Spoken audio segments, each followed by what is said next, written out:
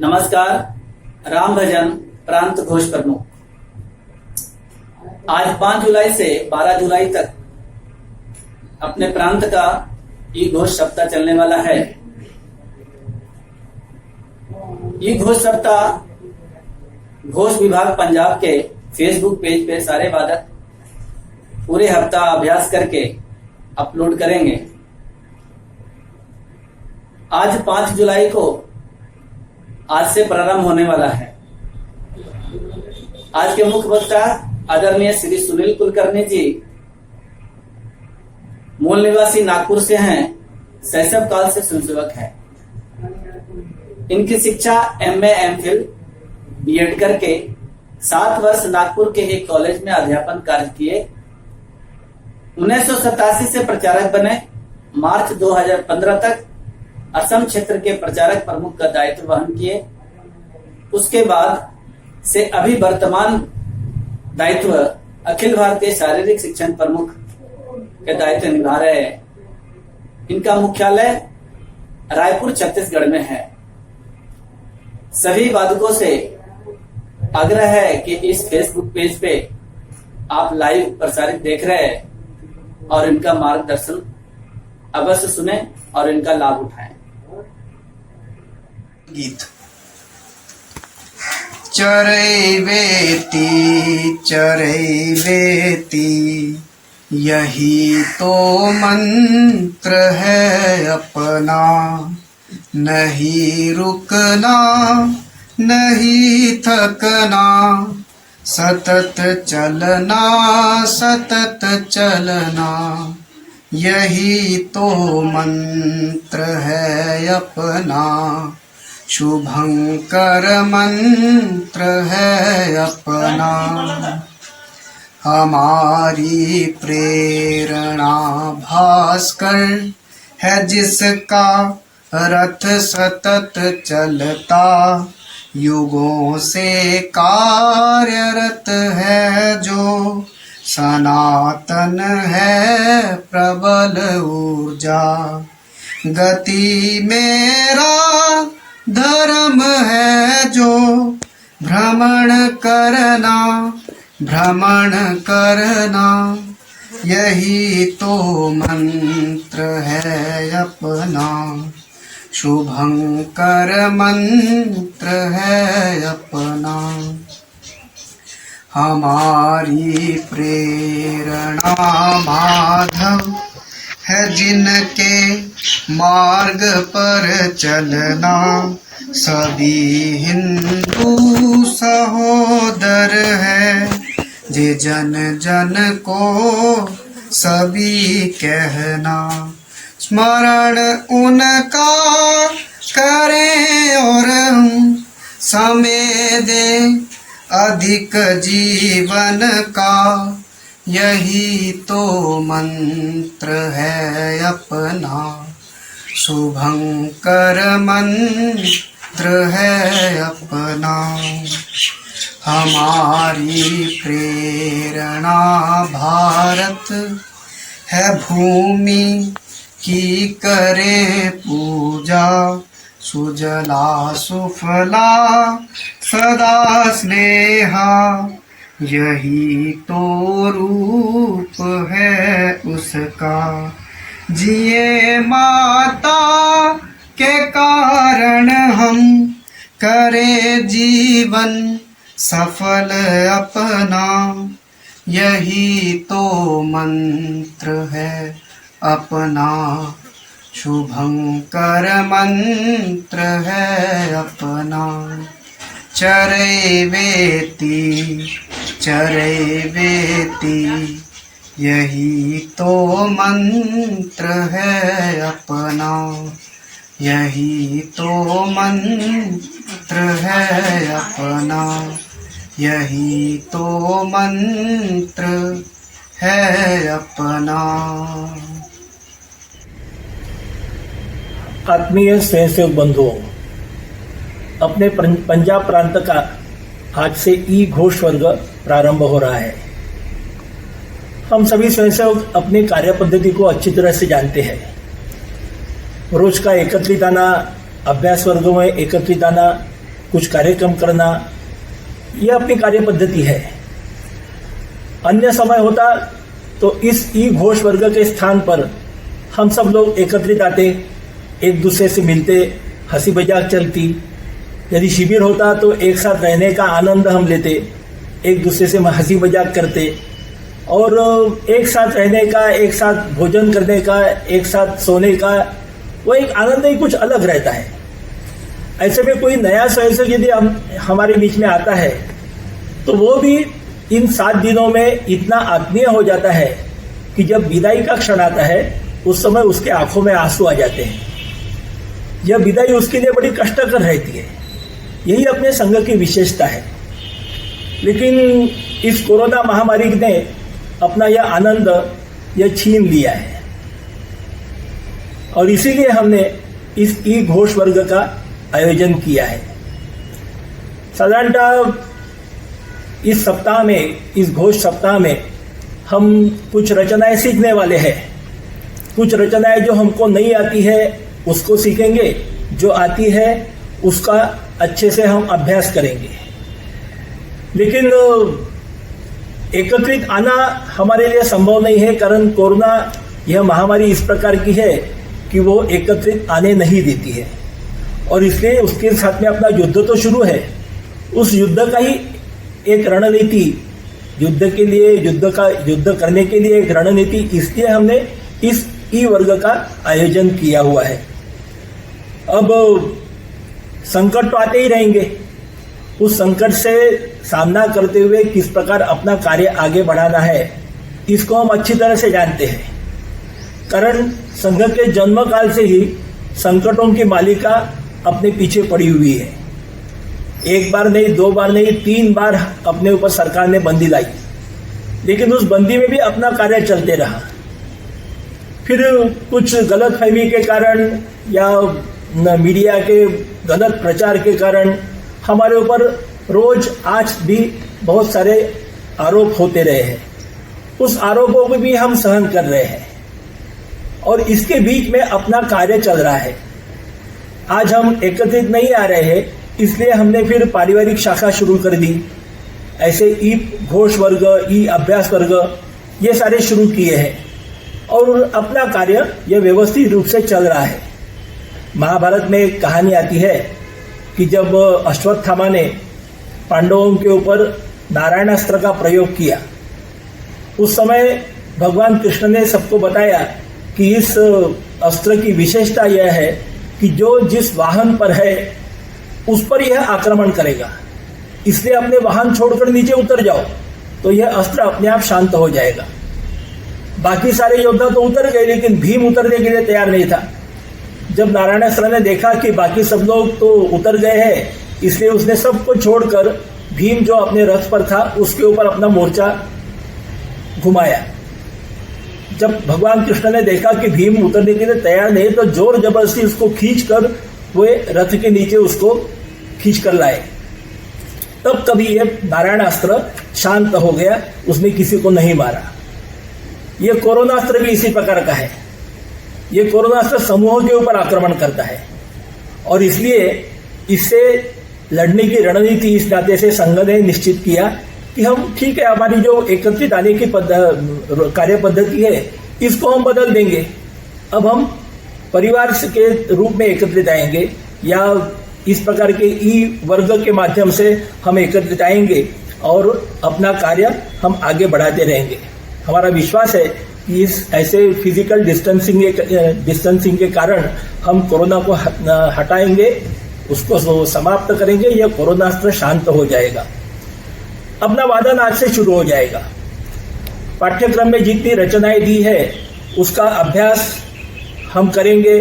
अपने जो रचनाएं नहीं आती है शिक्षक हमको मौखिक रूप से बताएंगे, उसका वीडियो भी हमारे पास पे भेजेंगे। ये सारी सुविधाएं आपको उपलब्ध करने के लिए सारे शिक्षक तैयार है, लेकिन वास्तव में हम सबकी परीक्षा है कि हम कितने प्रामाणिकता से अपने घर में इसका अभ्यास करते हैं।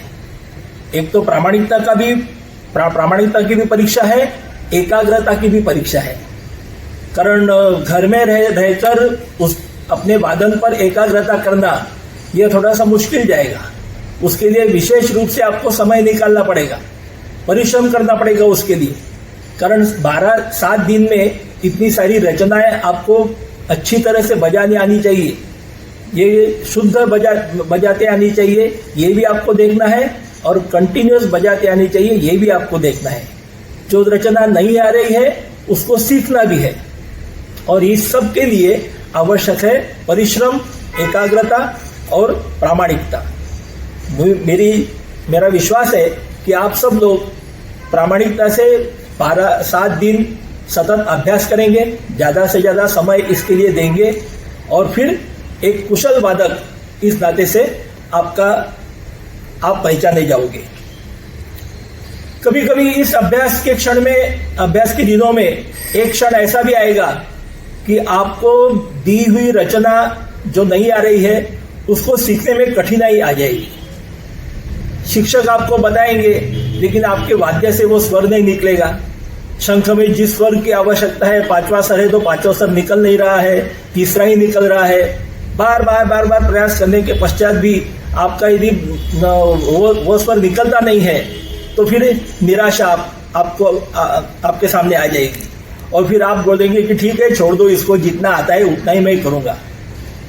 या कभी कभी अभ्यास भी छोड़ देंगे। ये जो सप्ताह भर का अपना अभ्यास है, ये अभ्यास मेरे से नहीं होगा, ऐसे कभी कभी आपके मन में आएगा। ऐसे समय में कबीर को याद करना।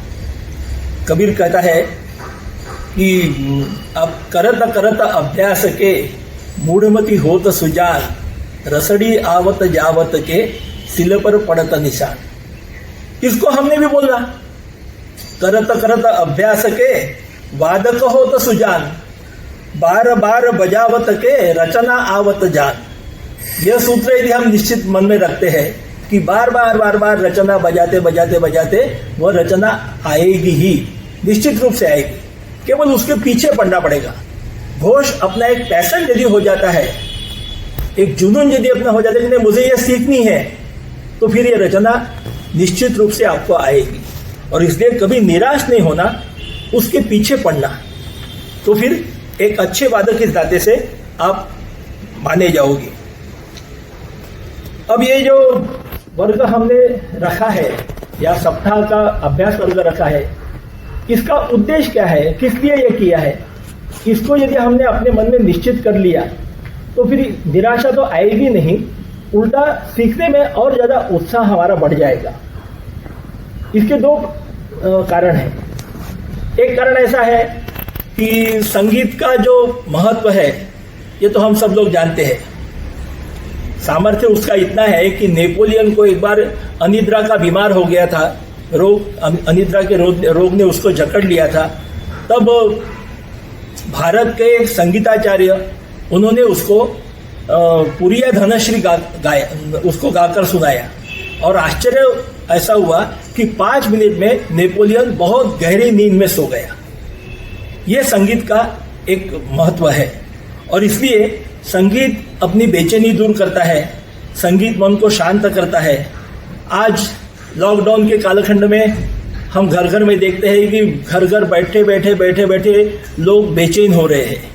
व्यापार ठीक ढंग से नहीं चल रहा है, दुकानें बंद है, इसके कारण मन में निराशा भर गई है, वैफल्यग्रस्तता बढ़ रही है, और उसके कारण आत्महत्या के समाचार रोज हम पढ़ रहे हैं। इससे हमको स्वयं को बचाना है, अपने परिवार को बचाना है और समाज को बचाना है। तो इसके लिए हमको सहायता कर सकते हैं 2 प्रकार, एक तो है योग और दूसरा है संगीत। योग अपने चित्त वृत्ति को स्थिर रखता है, वो निराशा नहीं आने देता मन में।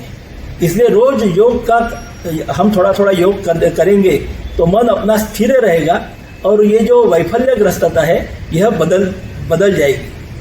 और संगीत तो अपने मन को परमात्मा के पास में पहुंचाता है। गुरु नानक देव, संत रैदास, मीराबाई, इनके पद जब हम सुनते हैं, गाते हैं, तो भाव समाधि लग जाती है।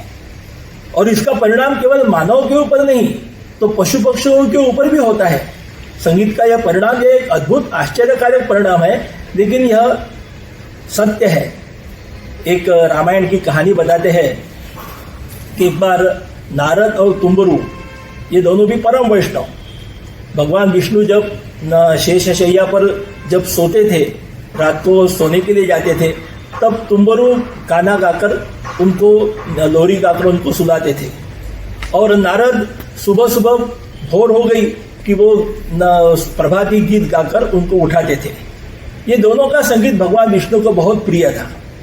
एक बार इन दोनों के मन में आया कि मैं दूसरे से ज्यादा श्रेष्ठ हूँ, भगवान को मैं ज्यादा प्रिय हूँ, मेरा गान सुनते सुनते भगवान सोते हैं, ऐसा तुम्बरु को लगा। और नारद को लगा कि मेरा गान गाकर भगवान उठते हैं और दिन भर की ऊर्जा वो प्राप्त कर देते हैं। इसलिए एक बार जब दोनों मिले तो दोनों में ये बात चलने लगी कि मेरे कारण भगवान पूरे दिन भर आनंदित रहते हैं। दूसरा बोला मेरे कारण भगवान रात को अच्छे से सो सकते हैं, इसलिए मेरा संगीत ज्यादा प्रिय है। तो दोनों में यह चर्चा समाप्त नहीं हो रही थी। भगवान के पास में दोनों गए और उनको ही पूछा कि भगवान किसका संगीत आपको ज्यादा प्रिय है। तो भगवान ने कहा कि देखो भैया, ये तुम दोनों भी मेरे प्रिय हो, इसका निर्णय मैं नहीं कर सकता। तुम माता सरस्वती के पास में जाओ, वो विद्या की देवता है, तो वो आपको सही उत्तर देगी। दोनों सरस्वती के पास में गए। माँ ने देखा कि विष्णु तो इसका उत्तर दे सकते हैं, लेकिन मेरे पास में भेजा है तो ये इनका एक का कोप सहन करना मेरे लिए कुछ ठीक नहीं होगा। इसलिए उसने कहा कि मैं तो बता सकती हूँ, लेकिन मेरे से भी श्रेष्ठ एक व्यक्ति है, उसके पास में आप जाइए। कौन? नटराज। नटराज तो सारे विद्याओं के ईश्वर है, आप उनके पास में जाओगे तो आपको उसका उत्तर जरूर मिलेगा। तो दोनों शिव जी के पास में गए। शिव जी ने सोचा कि मैं तो रहा भोला शाम, किसी एक को बताऊंगा तो दूसरा मेरे को शाप दे देगा, और इसलिए ये कुछ दाल में कुछ काला है, नहीं तो भगवान मेरे पास में भेजते ही नहीं, क्या करना चाहिए। तो उन्होंने दोनों को बताया कि देखो, मैं तो बता सकता हूं, लेकिन मेरे से भी श्रेष्ठ एक गायक इस दुनिया में है, आप उसको मिलेंगे तो वो आपका उत्तर दे सकता है। दोनों को आश्चर्य लगा कि नटराज से भी विद्या जानने वाला, संगीत जानने वाला ऐसा कौन है। तो उन्होंने बताया हनुमान। हनुमान का नाम सुनते ही दोनों को बड़ा आश्चर्य लगा, हंसने लगे दोनों ही। तो वो बंदर क्या जानता है? ऐसा मत समझो, हनुमान जी ये बुद्धिमताओं वरिष्ठम है और सभी कलाओं में वो सर्वश्रेष्ठ है। आप यदि हनुमान जी के पास में जाओगे तो आपको जरूर इसका उत्तर मिलेगा कि आप में से श्रेष्ठ कौन है। दोनों गए हनुमान जी को मिलने के लिए। राम जी के पास में गए। राम जी कहे तो अभी तो यहाँ पर थे, अभी कहाँ गए मुझे पता नहीं, ढूंढो आप। दोनों ढूंढने लगे, कहीं पर नहीं दिख रहे, कहीं वन में देखा नहीं दिख रहे, गुफा में देखा नहीं दिख रहे हैं। और पूछते गए किसी को कि हनुमान जी को किसी ने देखा क्या? तो एक ने बताया हाँ, महेंद्र पर्वत चढ़ते चढ़ते हमने उनको देखा था। तो बड़े गर्मी के दिन थे, सूरज का ताप बहुत तीव्र था, ऐसे में ये दोनों महेंद्र पर्वत चढ़ते चढ़ते ऊपर गए।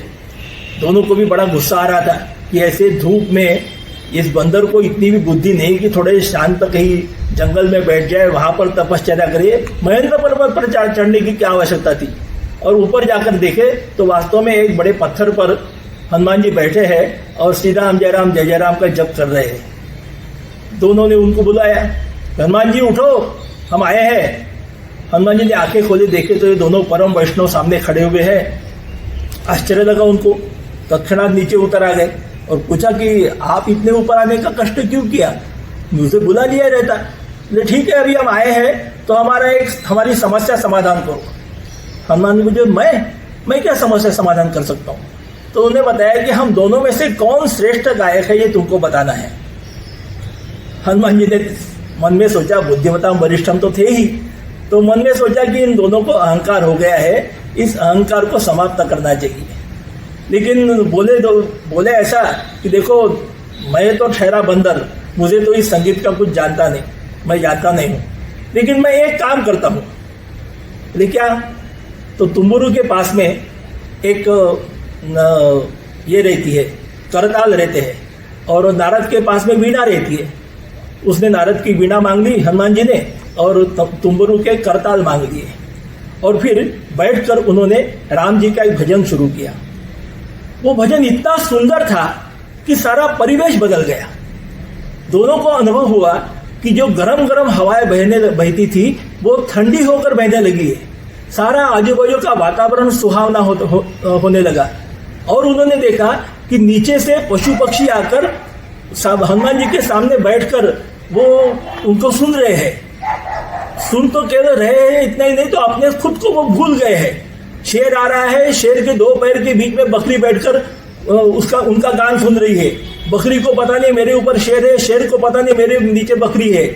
सांप और नेउल दोनों भी पास पास में बैठकर हनुमान जी का गान सुन रहे हैं। अपने स्वयं को भूल गए थे सब लोग। थोड़ी देर ऐसा जब गायन चला, उसके बाद में और एक आश्चर्यकारक परिणाम नारद और तुंबुरु ने देखा कि जिस पहाड़ पर वो बैठे थे हनुमान जी, वो पहाड़ पिघल कर पानी होकर बहने लगा। संगीत का इतना प्रभाव तो दोनों ने कभी कल्पना में भी सोचा नहीं था, देखा भी नहीं था। और जैसे वो पानी होकर नीचे बहने लगा, वैसे हनुमान जी ने वो करताल और वीणा उस पानी में डाल दी और अपना गाना भजन बंद कर दिया। जैसे भजन बंद कर दिया, वैसे सारे पशु पक्षी देखने लगे कि हमारा शत्रु पास पास में है। सभी भाग गए अपने अपने स्थानों पर। हवा फिर से गर्म होकर बहने लगी और वो जो पानी बह रहा था, पत्थर पिघल गया था, वो फिर से जम गया। जैसे जम गया वैसे वीणा और करताल उसमें अटक गए। नारद तुंबुरु ने देखा कि अपने दोनों वाद्यों की ऐसी अवस्था हो गई है, दोनों को बड़ा गुस्सा आ गया। बोले, अरे ये क्या किया तुमने, अभी हमारा वाद्य कैसे निकलेगा? तो हनुमान जी बोले कि मैं तो ठारा बंदर, मुझे तो ये बुद्धि नहीं थी कि ऐसा हो जाएगा।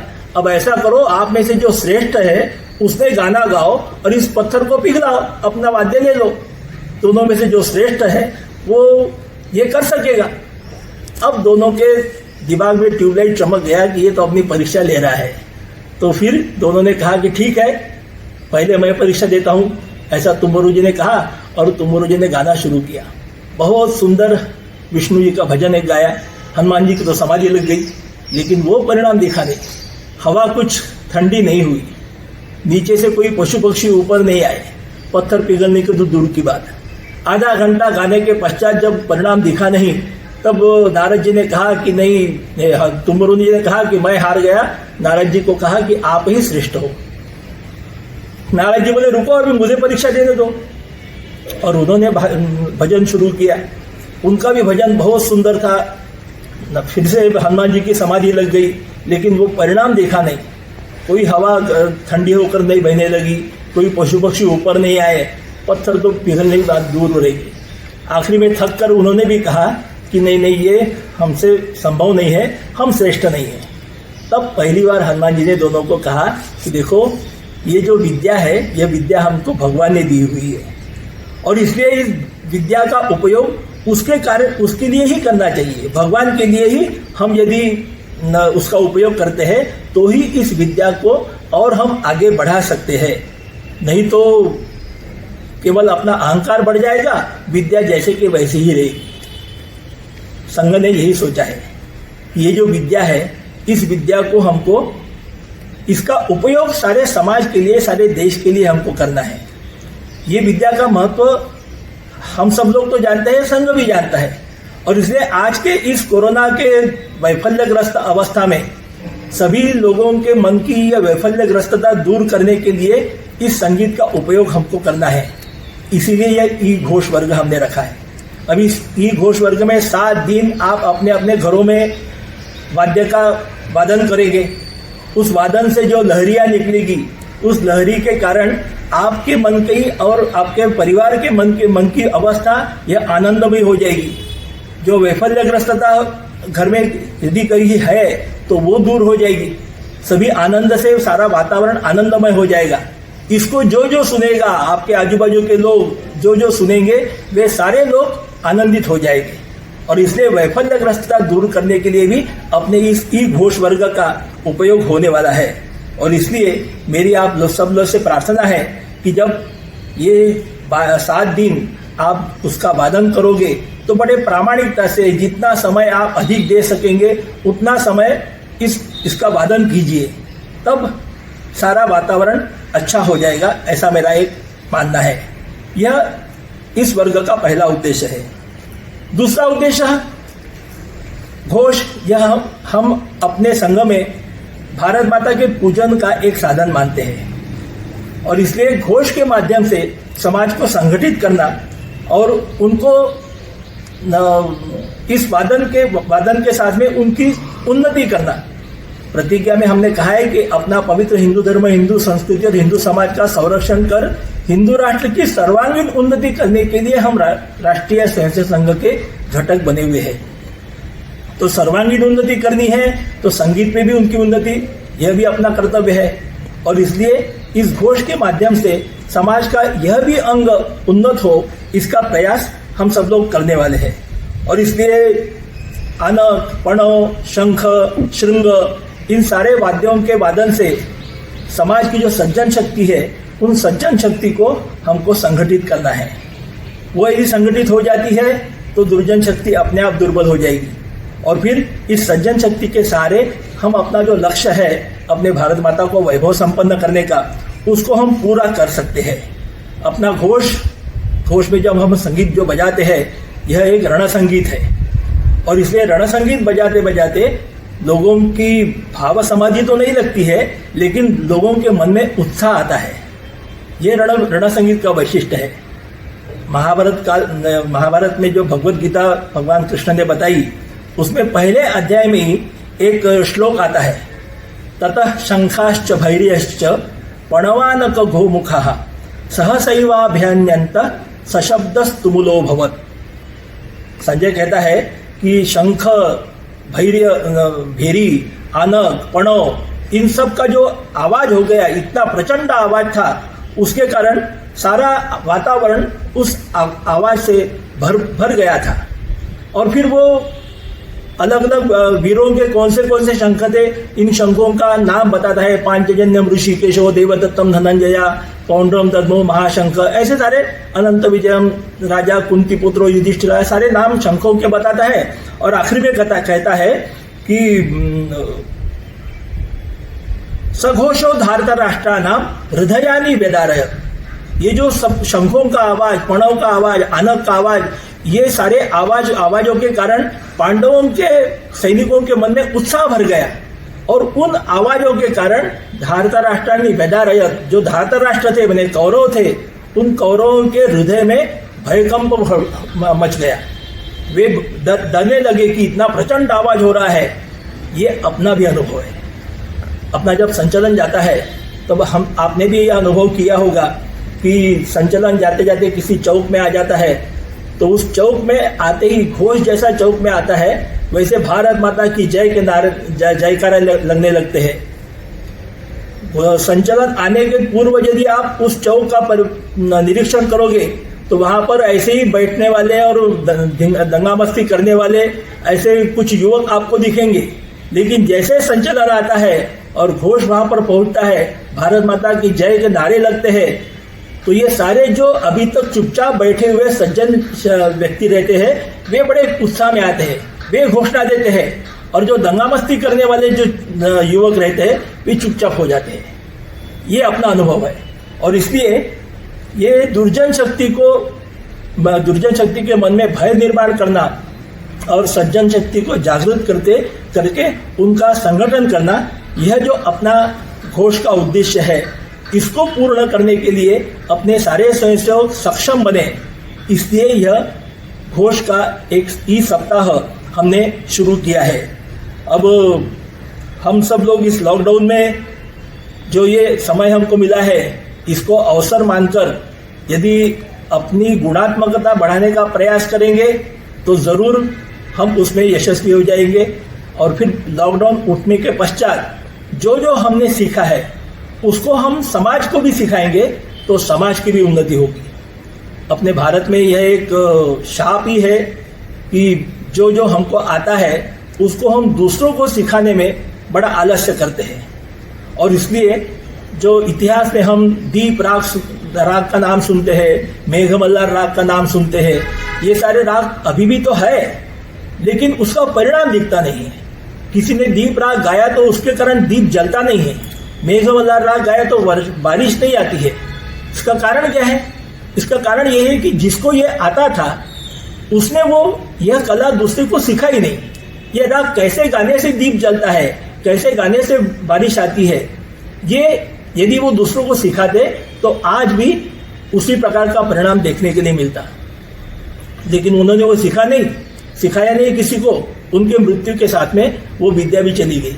हमारा यदि भी ऐसा ही हो जाएगा कि घोष में कुछ रचनाएं हमने सीखी, बहुत अच्छी बजाई, हम उसमें मास्टर हो गए, लेकिन उसको दूसरे को सिखाया ही नहीं, तो आपके साथ में आपकी विद्या भी समाप्त हो जाएगी। और इसलिए मेरा सबसे आग्रह है कि लॉकडाउन उठने के पश्चात जब स्थिति सर्वसामान्य हो जाएगी, तब जो आप वाद्य जानते हैं, जो कला आप जानते हैं, उसको दूसरों को भी सिखाइए।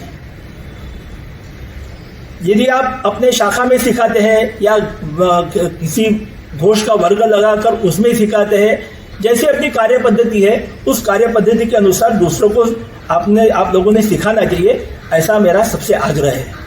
अंत में एक सावधानी की सूचना देकर मेरा यह बौद्धिक मैं समाप्त करूंगा कि 7 दिन यह अभ्यास आपके लिए इसलिए रखा है कि आपको याद दिलानी है कि आप संघ के स्वयंसेवक तो है ही, साथ में घोष वादक भी है। आप घोष जानते हैं। कभी कभी संघ कार्य की अत्यंत व्यस्तता के कारण हम घोष का वादन भूल जाते हैं। हमको लगता है कि ये घोष क्या, कभी भी हाथ में शंख उठाया और फूंक दिया तो उसमें स्वर तो निकलने वाला ही है, वंशी का स्वर फूंक मारी की स्वर निकलता है, इसलिए वादन तो हम कभी भी कर सकते हैं। लेकिन ऐसा नहीं है। यदि गुणात्मकता उसमें लानी है तो फिर हमको नित्य अभ्यास उसका करना पड़ेगा। और इसलिए अभी ये इस वातावरण में 7 दिन के अभ्यास वर्ग में आपको सुबह शाम आपके शिक्षक याद दिलाएंगे कि अभ्यास करो। इसके कारण आप अभ्यास करेंगे भी, उसमें आपको गुण प्राप्त करना है तो बहुत अच्छी आप में गुणात्मकता लेने का प्रयास करोगे। लेकिन वर्ग समाप्त होने के पश्चात 12 तारीख के पश्चात ये अभ्यास वर्ग भी समाप्त हो जाएगा और आपका वाद्य अलमारी में बंद हो जाएगा। कृपया ऐसा मत कीजिए। रोज अपने व्यस्त दिनचर्या में 15 मिनट आप निकालते हो तो अपनी 15 मिनट की जो एक पद्धति है कि पहले 5 मिनट प्राथमिक पाठ का अभ्यास करना, दूसरे 5 मिनट जो रचना हम जानते हैं उसको देख कर बजाना, और अंतिम 5 मिनट एक नई रचना का चरणार्ध या 4 कदम का वादन, उसका अभ्यास करना। 15 मिनट यदि हम निकालते हैं तो भी 1 महीने में एक रचना हम निश्चित रूप से सीख सकेंगे और हमारा वादन भी कंटिन्यूअस रहेगा। तो वातावरण समाप्त होने के पश्चात यदि हम उसको भूल जाएंगे तो फिर जो सीखा है उसको भी हम, उसमें भी जो गुणात्मकता आ गई वो गुणात्मकता समाप्त हो जाएगी और अपने वादन की अवनति हो जाएगी। इसलिए मेरा आग्रह है कि वातावरण समाप्त होने के पश्चात भी आप यदि सतत 15 मिनट का अभ्यास आप करते रहोगे तो ये वातावरण कायम रहेगा। नहीं तो आजू बाजू में इतना सारा परिवेश है कि उस परिवेश के कारण आपका मन भी बदलने की संभावना है। इसे निश्चित कीजिए। मन यदि बदलता है आपका तो फिर वो ऋषि जैसी आपकी अवस्था हो जाएगी। एक ऋषि महाराज को भगवान का दर्शन हो गया और ऋषि महाराज ने उनको बोला भगवान ने कि आपको क्या चाहिए मांगो। उसने कहा भगवान मुझे अब कुछ नहीं चाहिए, इस जन्म मृत्यु के फेरे से मुझे मुक्त कीजिए, आपके स्वरूप में मुझे विलीन कर दीजिए। भगवान ने कहा इतनी योग्यता तो आपकी है ही, लेकिन एक पाप आपने किया है, उस पाप के कारण आपको और एक बार जन्म लेना पड़ेगा। उस जन्म में आपका मृत्यु जब हो जाएगा तो आप मेरे स्वरूप में विलीन हो जाओगे। तो उसने कहा ठीक है भगवान, यदि देना ही है जन्म तो मैं लूंगा, लेकिन मेरा जन्म कौन से योनि में होगा और कहाँ होगा इसका ज्ञान मुझे होना चाहिए। भगवान ने कहा तथास्तु, और भगवान अंतर्धान हो गए। बाद में फिर गुरु ऋषि महाराज अपने आश्रम में आ गए। उनके जितने शिष्य थे उन शिष्यों को उन्होंने बताया कि मैं तो अभी मेरा शरीर ये त्यागने वाला हूँ, आप लोग अपने अपने घर में जाकर जितना मैंने सिखाया है उसके सहारे आपका जीवन जियो, लेकिन जाने के पहले मुझे एक गुरुदक्षिणा देकर जाओ। सारे शिष्य बोले क्या गुरुदक्षिणा देनी चाहिए, आप बताइए, हम देने के लिए तैयार है। तो गुरु महाराज ने बताया कि अगला जन्म मेरा इस गांव में सुअर के रूप में होने वाला है और उस जन्म में मुझे जो काटेगा तो मैं तो मुक्ति में, मेरी मुक्ति हो जाएगी, यही मेरी गुरुदक्षिणा है। तो कौन काटने के लिए तैयार है? अब शिष्यों को तो डर लगा कि गुरु हत्या ये तो महापाप है, इसलिए कोई मानने के लिए तैयार नहीं था। एक शिष्य बोला कि ठीक है गुरु महाराज, आपके मुक्ति के लिए यह पाप स्वीकारने के लिए मैं तैयार हूँ। फिर गुरु महाराज ने उसको बताया कि कौन सा गांव है, और पहचानने के लिए उन्होंने बताया कि मेरे माथे पर एक सफेद दाग रहेगा। वो सफेद दाग देखा कि उसे तलवार से काट डाला। फिर उन्होंने अपनी समाधि ले ली। कुछ दिनों के पश्चात जब ये शिष्य बाहर निकला हाथ में तलवार लेकर, उस गांव में पहुंचने के पश्चात सारे गांव में ढूंढा, कहीं पर नहीं दिख रहा है। तो उसने गांव वालों को पूछा कि यहाँ पर कोई सुअर आपके गांव में है क्या? बोले सुअर तो वो जहाँ लोग शौच करने के लिए जाते हैं गांव के बाहर, वहां पर कुछ सुअर है, वहां पर ढूंढो आप। वो गया वहां पर, देखा तो चारों तरफ विष्ठा पड़ी हुई है, शौच के ऐसे जगह जगह पड़े हुए हैं, बड़ी गंदगी है, गंदा बास आ रहा है, कीचड़ है वहां पर, और उस कीचड़ में एक बड़ा सा सुअर वहां पर सोया हुआ है। उसके बाजू में उसकी सुअरनी भी पड़ी हुई है, और 8-10 बच्चे उसके ऊपर वहां पर खेल रहे हैं। इसने देखा कि उसके कपाल पर एक सफेद टीका है, दाग है, तो पहचान लिया कि यही गुरु महाराज है। मन में बड़ा दुख लगा कि अभी तक कैसे वातावरण में थे, इतना प्रसन्न वातावरण था, पवित्र वातावरण था, और अभी कैसे कीचड़ में पड़े हुए हैं, कितनी गंदगी है, चारों तरफ कितना गंध आ रहा है, दुर्गंध आ रहा है। ये सारा देखकर उसके मन में बड़ी वेदना हो गई। लेकिन उसने कहा कि जब इनको मारना ही है, तो तलवार निकाली, उनके पास में पहुंच गया। अब उनको मारने के लिए उसने हाथ उठाया, इतने वो सुअर बोल उठा, बोले रुको रुको रुको, किस लिए मार रहे हो? बोले गुरु महाराज आप ही है ना? हाँ मैं तुम्हारा गुरु। बोले किस लिए मार रहे हो तुम? आपने मुझे बताया कि आपको गुरु दक्षिणा देंगे तो मुझे मारो। ये किस लिए मारने के लिए बताया? बोले आपको मारने के बाद तो आपको मुक्ति मिल जाएगी। बोले मुक्ति यानी क्या? मुक्ति मैंने आनंद, अवर्णनीय आनंद, उसका वर्णन नहीं कर सकते, ऐसा आनंद मैंने मुक्ति। तो गुरु महाराज बोले कि मेरे भैया मैं अभी कहाँ दुख में हूँ, मेरी पत्नी मेरे बाजू में है, मेरे बच्चे मेरे बाजू में है, इतना सारा बढ़िया ठंडागार परिवेश सारा है, कितना सुगंध आ रहा है, ऐसे इसमें और मुक्ति क्या होती है? यही मुक्ति का आनंद है। तो ऐसा हो जाता है, परिवेश बदल गया, मन की धारणा भी बदल गई। ऐसा अपना न हो। जब हम 7 दिन अभी ये घोष वर्ग में सतत वादन करने वाले हैं, तो अपने मन में आएगा कि नहीं, नई नई रचनाएं सीखनी चाहिए। जो अपने 100 साल पूरे होने के जब हो गए, उस समय जो एक बड़ा कार्यक्रम होने वाला है, उसमें मैं सहभागी होना चाहिए। इसलिए 25 रचनाएं मुझे अत्यंत शुद्ध रूप से आनी चाहिए। इस प्रकार का भाव आज आपके मन में है, निश्चित रूप से रहेगा। लेकिन जैसे वातावरण बदल जाएगा, कोरोना समाप्त हो जाएगा, लॉकडाउन उठ जाएगा, और आप आपके दैनिक काम में व्यस्त हो जाएंगे, उस समय यदि आप लोगों का यह विचार कायम रह गया, तो फिर आप आगे विकास निश्चित रूप से कर सकेंगे। लेकिन उस परिवेश में यदि आप फिसल गए, तो ये विद्या भी समाप्त हो जाएगी, और फिर अपना जो उद्देश्य है, उस उद्देश्य को हम सफल नहीं कर सकेंगे। इसलिए मेरी आप सब लोगों से प्रार्थना है कि इस 7 दिन में अभ्यास करते करते यह संकल्प लीजिए कि कोरोना समाप्त होने के पश्चात भी इसका वादन हम सतत चलता रखेंगे, और लोगों को सिखाकर उनका भी सर्वांगीण विकास करने का प्रयास करेंगे। आप सब लोग ऐसा करेंगे, ऐसा विश्वास व्यक्त करके आज का मेरा भौतिक उद्घाटन का भौतिक समाप्त करता हूँ। नमस्कार।